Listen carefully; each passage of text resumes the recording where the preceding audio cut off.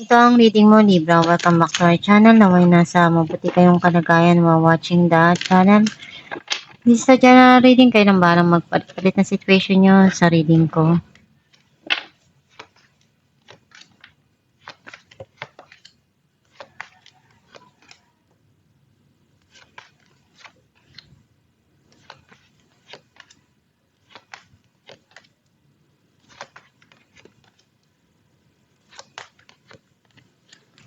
At the bottom of the deck, Four of Swords.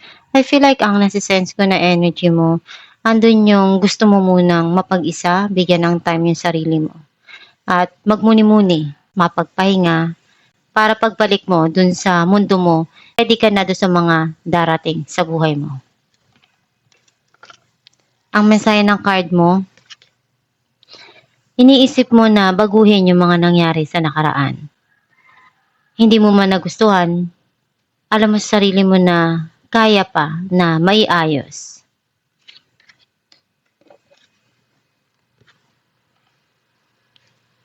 You're thinking about to invest again. Kung ano yung makakaya mo dun sa sitwasyon na nangyayari or dumarating sa buhay mo.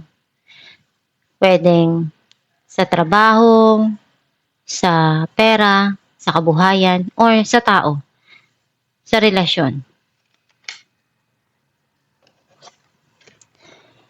Andun yung mga pangarap mo na iniisip mo isa-isa kung ano yung tamang hakbang na gagawin mo para makuha yung goal mo.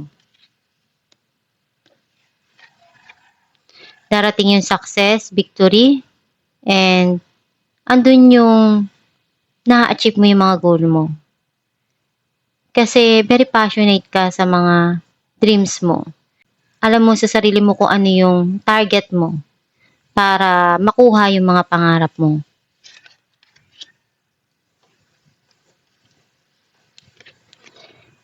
Meron tao na gustong kumausap sa'yo, linawin yung mga nangyayari o yung sitwasyon. Some of you, meron ka ditong clarity na gustong malaman or makuha.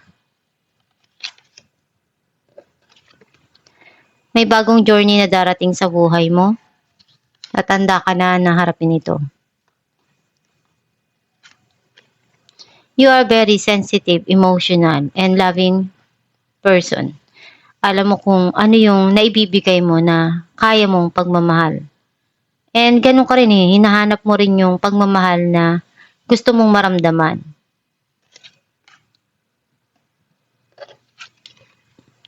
May darating na reconciliation or celebration.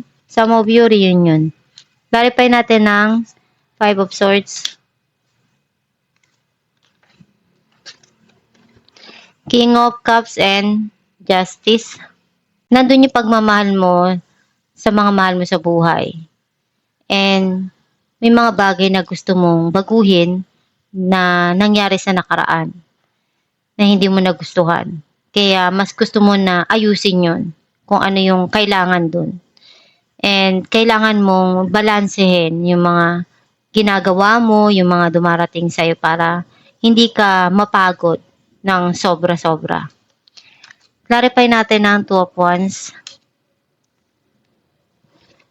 Some of you, meron ka ditong justice na gusto mong makuha at mabago yung mga nangyari sa nakaraan. Justice and Ten of Cups. Andun yung pagmamahal and long-term na happiness para sa'yo na darating and magkakaroon dito ng kaayusan, linaw doon sa sitwasyon na alam mong kailangan na harapin.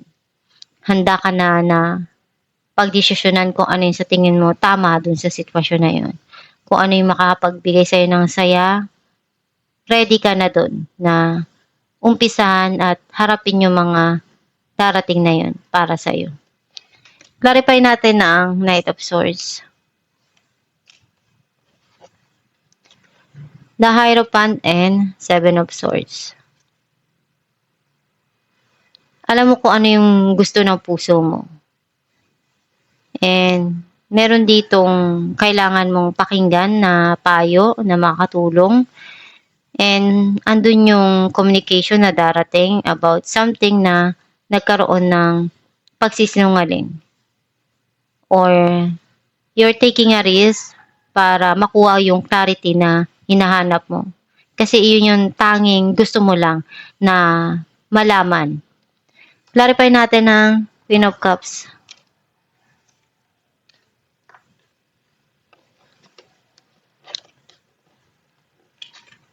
Judgment and Nine of Wands. Gagawin mo yung makakaya mo kahit ilang beses kang madapa. Babangon ka pa rin. Hindi ka basta susuko kung ano yung pinagdadaanan mo. Natuto ka na harapin kung ano yung mga nangyayari sa buhay mo kahit masakit. Alam mo kung ano yung dapat na gawin at pagdesisyonan sa buhay mo. Clarify natin ang Queen of Pentacles. Four of Wands and Five of Wands. Nakita ko na nag-struggle ka or nagkaroon ng hindi maganda dun sa nakaraan. Ginawa mo lahat ng makakaya mo para makuha yung gusto mo. Sa movie, meron kang kakompetensya dito, pero alam mong makukuha mo at ma-achieve mo kung ano yung gusto mo sa buhay. Clarify natin ang Six of Wands. King of Swords and King of Swords. May mga kailangan ka ditong pag-isipan ng mabuti. Or someone telling you something na magandang payo dun sa mga nangyayari at alam mo kung ano yung tama para sa'yo. And magkakaroon dito ng success sa pag-uusap na to. Some of you kung ano yung goal mo, alam mo kung ano yung dapat mong gawin doon at ma-achieve mo rin kung ano yung mga pangarap mo sa buhay. Clarify natin ang The Fool. Four of Pentacles and Queen of Wands. You're looking back about what happened in the past. Hindi mo pa rin yun may alis sa isipan mo. Ngayon handa ka na naharapin kung ano yung meron sa buhay mo at gagawin mo lahat ng makakaya mo. Unti-unti na nagiging okay, naghihil na yung mga nangyayari o nangyari sa nakaraan. Clarify natin ng Three of Cups.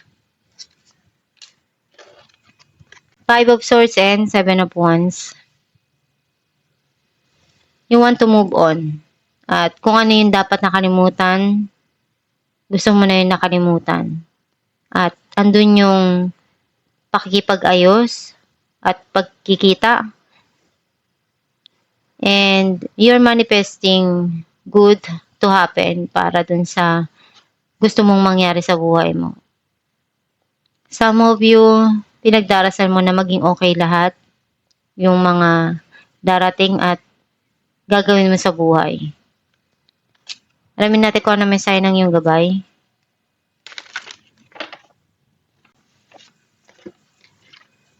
Assertiveness. This situation can be healed gently and with love as you have requested. Yet there's also a need for your strength and truthfulness with the other people involved. We will stand right behind you as you speak your truth, giving you strength and guiding your words. Ang mensahe ng iyong gabay na sa kahit anong sitwasyon na dumarating sa buhay mo, may mga pinagdaanan ka doon na akala mo mahirap alisan. Pero unti-unting magiging okay yung mga nangyayari na yan sa buhay mo. At pagdasal ka lang palagi. Every time na nahihirapan ka para magabayan ka doon sa mga pinagdadaanan mo sa buhay. And isipin mo lang palagi na kaya mo malagpasan yung mga pagsubok na nangyayari at dumarating sa buhay mo. Kung sa tingin mo nahihirapan ka na, kailangan mong maging matapang, matatag para ma-achieve mo at malagpasan mo kung ano yung pagsubok na pinagdadaanan mo.